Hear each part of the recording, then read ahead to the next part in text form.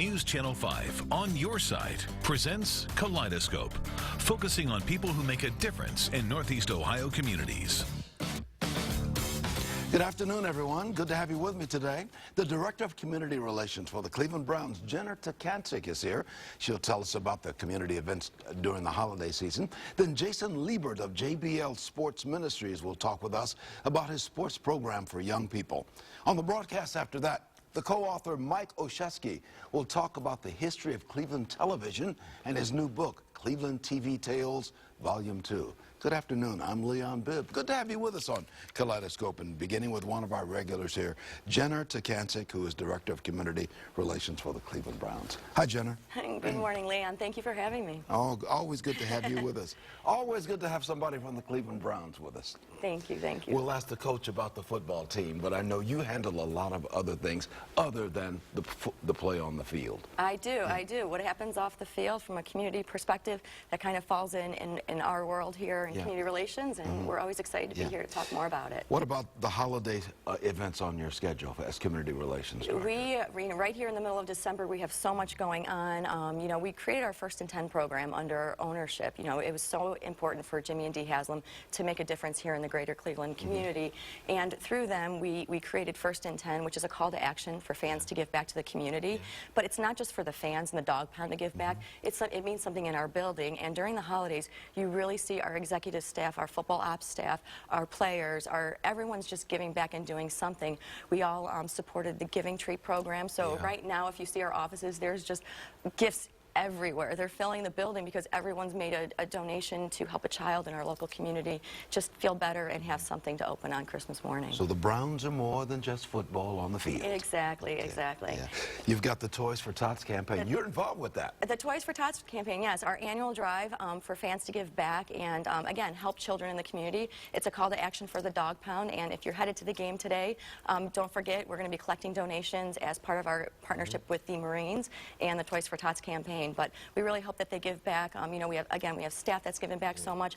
Our executives are out in the community volunteering. So it's just it's really a nice time of year to make a difference in the lives of others. Working with Santa Claus on Cleveland Browns and Santa Claus. Hey. That's quite a combination. There you go. That works for all of us, I think.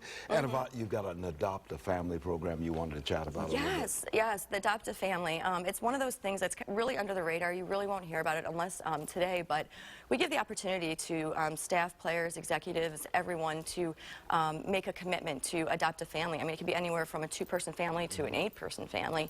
And we have record numbers of families that staff has stepped up to adopt this year. And we're going to be making a difference. We work with the centers right there in Cleveland, as well as the Littlest Heroes to support kids who have been diagnosed with cancer. So we just want to brighten everyone's holidays, and everyone deserves to have a memorable time. You know, I was watching the game the other day, and I love to see Gary Barnage bring in a pass like Gary Barnage. Catch a ball like that. He's made some really unique catches this year. Some really good catches, and we appreciate that too. But he's also caught an award at the same time. Tell me about that. Gary Barnage, we just announced that he is the Cleveland Browns Walter Payton Man of the Year. And for those of you who know, this is the most prestigious award given out by the NFL to really showcase a player who's done not only, you know, a tremendous job on the field, but has really made a difference in the community. And his work on every single game, he meets with a young child that's through Ohio Guidestone and presents them with his game-worn shoes for that special moment to let them know that he's thinking of them. But then he also, you know, gives them another pair of shoes so they can wear it every single day. But it's part of a lot of the efforts he's doing with Samaritan's Feet. But even more importantly, we always talk when I'm here on the show with you about youth football and what we can do to grow the sport. Well, Gary he's a co-founder of a program called American Football Without Barriers. And every offseason, he rallies his teammates and other NFL players, and he goes to other countries. Last year, he was in Turkey teaching the game of football to young kids, to women, just to, you know, to teach the sport, because, you know, it's what we're here talking about in the United States, and the NFL is one of a kind, and, you know, why shouldn't everyone be learning the sport? And he takes it overseas, and he's gone to Brazil, he's gone to China, so the work he's doing is amazing off the field. He's just a really cool, genuine guy. guy. Giving from his heart. Really Cleveland is. Browns, Gary Barnidge. We appreciate that. And you've got a special announcement at today's ball game. We do. You know, dovetailing right into that youth football platform, we have our high school game of the week program that we've been celebrating all year. You know, nearly 1 million votes cast by fans that just love high school football. And through that program, each week for 10 weeks, we announced a coach of the week, and they each got $2,000 through our partnership with PNC Bank. And today at the game, we are going to announce our high school coach of the year. So You've got a lot going on. It is. It's an exciting day. It really is. I think you got more going on than Coach Pettin has. Hey, you're doing more than the coach, more than the owner. Hey, there's a lot of people behind the scenes making a difference. You're keeping all these footballs in the air. A lot of teamwork, a lot of support, and again, it starts with ownership. Our executives, football ops, just really merging together. And you know, for me, it's all about the community and what we can do off the field. Is there anything that the community can do for the Browns now, other than show up at ball games and support? Hey, You're looking for volunteers. Hey, we have passionate fans. We love our fans dearly. They come out, they root for us, win or loss, and you know, we can't be more proud and grateful for their support. But if they do want to give back, they can give back. They can sign up for our First and 10 program. We have record numbers for that as well. Sign up a group if you're a teacher, if you're a coach, a youth football coach. Pledge to make a difference by giving 10 hours in 1 year. But again, the toy drive today, if you would like to make a donation, if you can't make it to the game, visit our website. We have plenty of opportunities to learn more about what you can do to help your community. And as I do every time you're on the broadcast, I ask you, tell me we're going to be okay on the football field. Oh, we're going to be fine. There's so much commitment behind the scenes, and it's going to translate to success, and it's just... There's a lot of good people, and our ownership couldn't be better. So I'm not only looking forward to hands. next year, but I'm looking forward to the rest of this year, the too. rest of this, yes, you have to tune in on Sundays. You have to, yes. Okay. Yes, I mean, with the Packers game the other night, I mean, not long ago. So, you never know.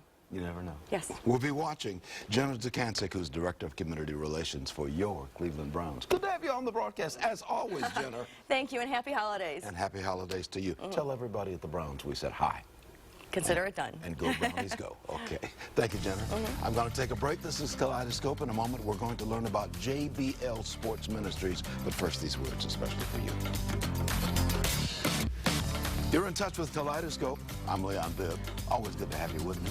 Jason Liebert of JBL Sports Ministries introduces children to a variety of sports through his sports camps. The camps help children decide on a sports they like before having their parents spend a lot of money on buying sports equipment. Well, Jason also uses sports as a way to introduce children to Jesus Christ as well.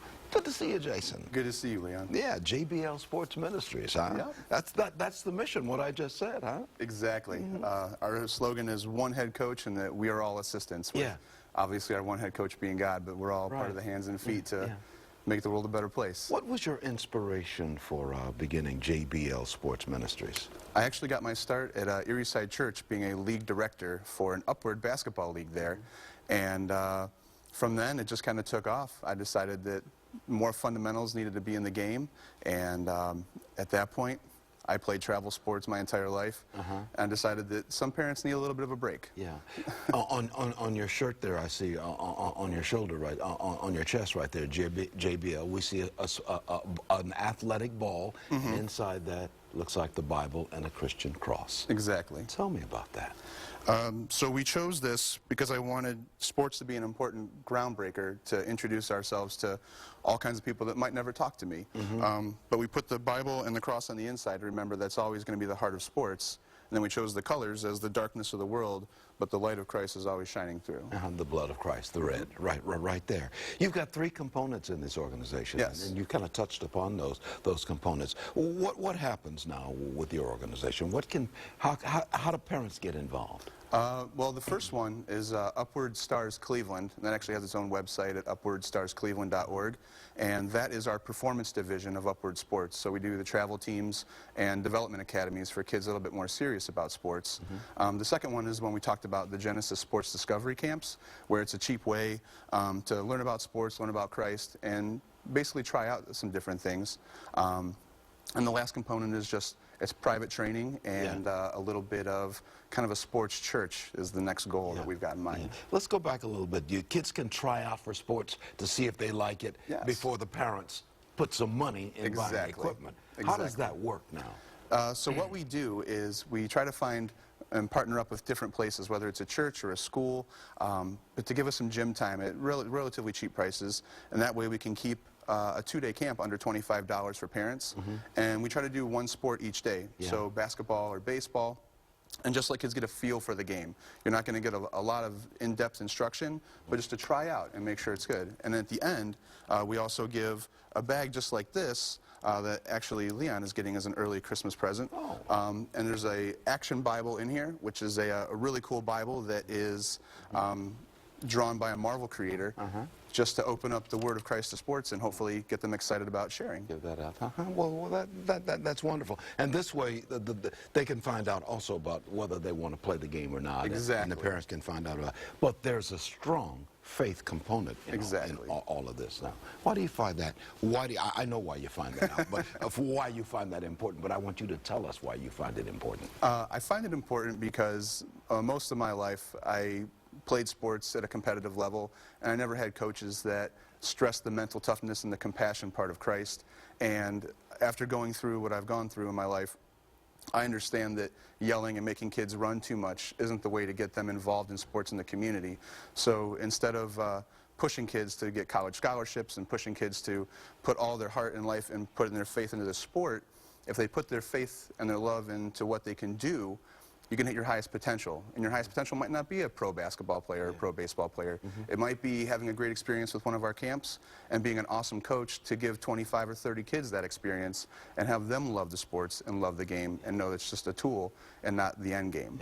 How wide a community do you serve, Jason? I represent 7 counties. So I go all the way from here to Canton and then Geneva all the way over to Lorain. Okay, but Cuyahoga County all the way down to Cuyahoga's in there. Oh, yeah. So, what's your vision for the organization? Where do you want to take it?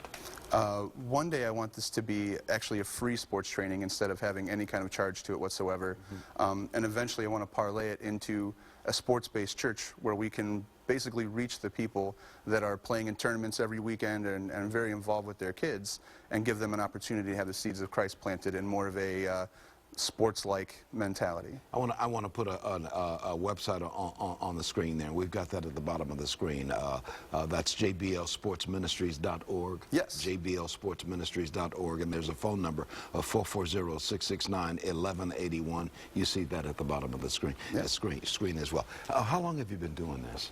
This will be about 1.5 years right now. I've started out on my own. I left my job the day after Christmas on a complete prompting and with the grace of my wife letting me do it. So, and it's really cool. And I've got a couple other things here. A couple of things. So, now, obviously a baseball. I brought a baseball. We talked about football before. And this is just a reminder, Leon, if you're not a baseball player, I'd love you to give that to somebody as a reminder to keep playing and having fun no matter how good or how bad you think you are at it. I am a baseball player, and I love the game. I love the game of baseball right there. And you've also brought get a shot of this while we're doing this on that camera right there.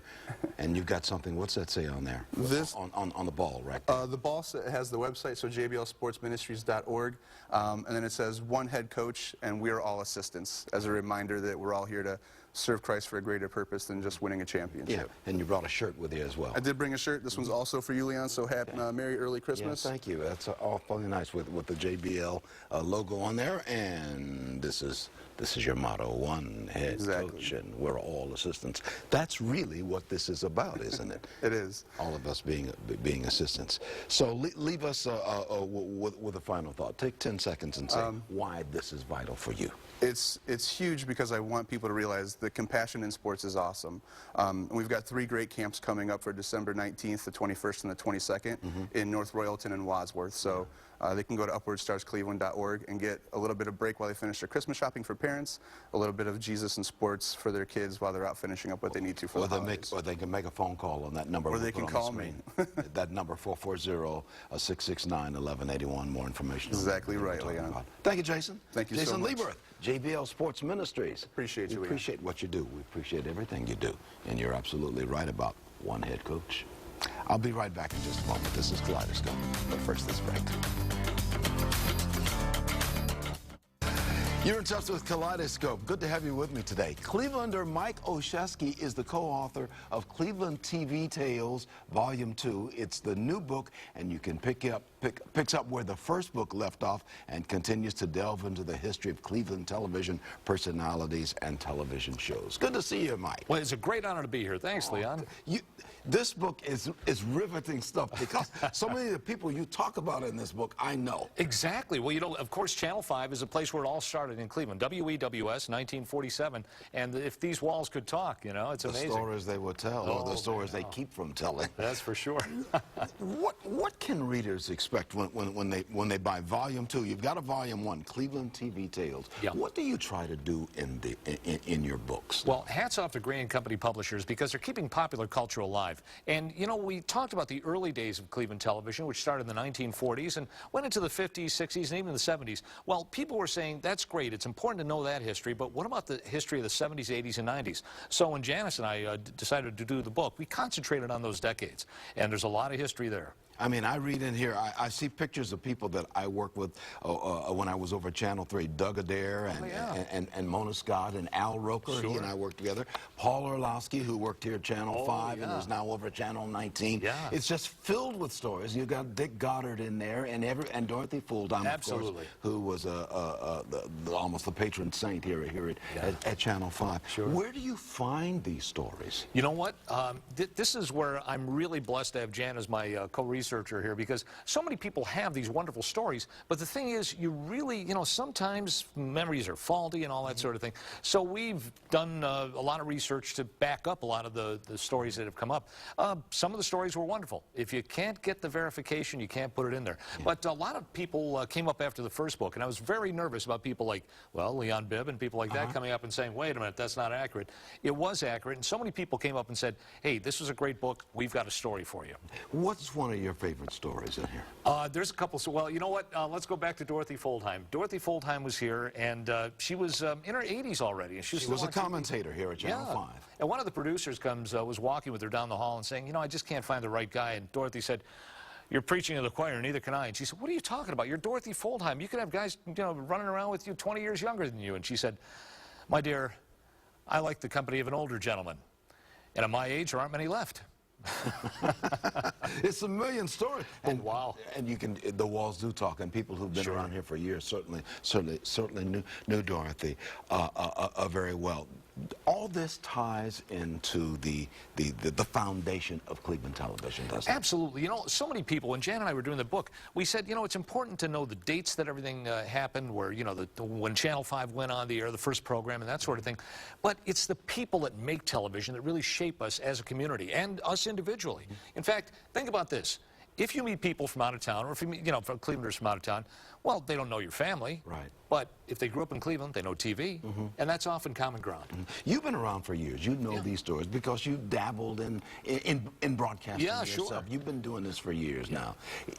One of your stories, you ought to put some of your stuff in here. Well, I do put a couple of them when I was over at another station, and it just shows the competitive nature of television. But you know, the great thing about the competitive nature of television, after you've succeeded with something, so often somebody from another station will go up and say, that was a good shot, nice job.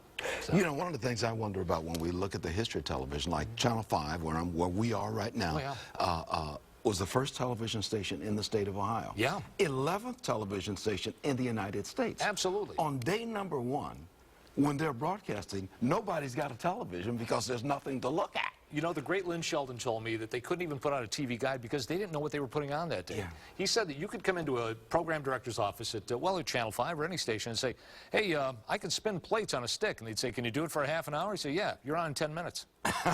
So they were looking for anything in the early days. Yeah. Learning, flying by the seat of their pants. It was almost like a hobby, really. Putting it all together. Yeah. Now, this is Volume 2, Cleveland TV Tales, Volume 2.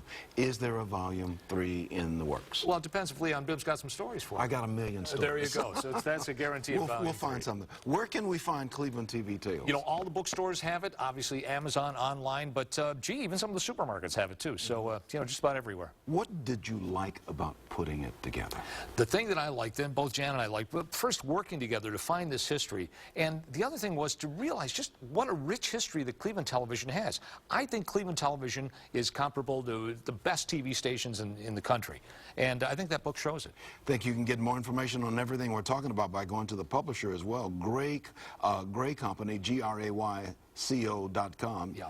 Grayco.com. You can get more information. And there's a phone number also. We can put that phone number on the screen, right? Okay, yeah. That's okay. 431-2665. That's the You see at the bottom of the screen. More information. We'll bring you back for volume number 3. We'll maybe even bring you back to continue talking volume number 2. Sounds Because good. these are quick reads, good reads. Oh, great. And Thank you. great reads. Thank you, Mike. Hey, have good a great to see you, my holiday. friend. And you have a good one, too.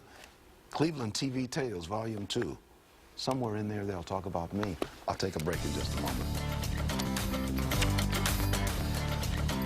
This is the Morning Exchange segment of our broadcast. That means the Urban League of Greater Cleveland always puts a cap on our broadcast today. Sharon Gibson, who's the executive assistant at the Urban League of Greater Cleveland, is with us today. Hey, Sharon. Hi, Leon. How are you? I'm just fine, and Good. you're doing well. I'm doing I'll well. bet. Doing well. Yeah, doing you're well. always doing well. What are you talking about today? We're talking about our raffle. We're raffling a 2016 SRX, Cadillac SRX at our annual meeting on February 25th. This event is sponsored by our Board of Trustees. We have 300 tickets. Tickets are $100 each. Yeah. Great opportunity, great Christmas gift for someone to have an opportunity to win a 2-year lease. Yeah, we talked about this at the big At the luncheon. EOD, yes. Yeah, the Equal Opportunity Day luncheon. Yes. And Central Cadillac and the Urban League have gotten together. Yes. And you're selling tickets for $100. $100. And only 300 tickets. Only 300 That's tickets. pretty to be good sold. odds. Yes. That's very Great good odds. Great odds. And you get a chance to drive this SRX Cadillac For 2 years. For 2 years. Yes. They give you a lease, and it's got everything on it. It's Yes, a wonderful yes. vehicle. So this is a fundraiser for A fundraiser sponsored by our Board of Trustees. So that keeps the Urban League financially strong. Yes, And we want to yes. keep it financially Yes, strong. yes. Yeah. What else is going on? What else is on your mind over the Urban League? Busy season. We're grateful for the partnership with Central Cadillac. I do want to say that Joe Flash Gordon is also selling tickets, so tickets can be purchased at the Urban League, or you can see Joe Flash Gordon at Central Cadillac. And he's been around for a long time. He's been around for a long time. Selling Cadillacs. Yes. Joe Flash Gordon. And a great supporter of the league. I went to high school with his sister Carol. Oh, okay, We went to okay, high school, so I've okay. known Joe for a Okay, long time. So things are well at the Urban League in Things our are final well 30 at the seconds. Urban League. We're Yeah. ending down the year, getting ready for 2016 in preparation of the launch of our centennial, which takes place in 2017. Well, good for So you. it'll be a busy time. Good for us the next Urban year. League of Greater Cleveland, which Yes. is located at the corner of East 30th Street and Prospect Avenue Yes. in the Midtown section of Cleveland, Ohio. Marsha Maccabee is executive director and president, and she's away, so Sharon Gibson is Yes. sitting in. Thank you, Yes. Sharon. Thank you, Leon. That's going to do it. Take care, everybody. This has been a presentation of News Channel 5's Kaleidoscope, a weekly public affairs program brought to you in partnership with the Urban League of Greater Cleveland.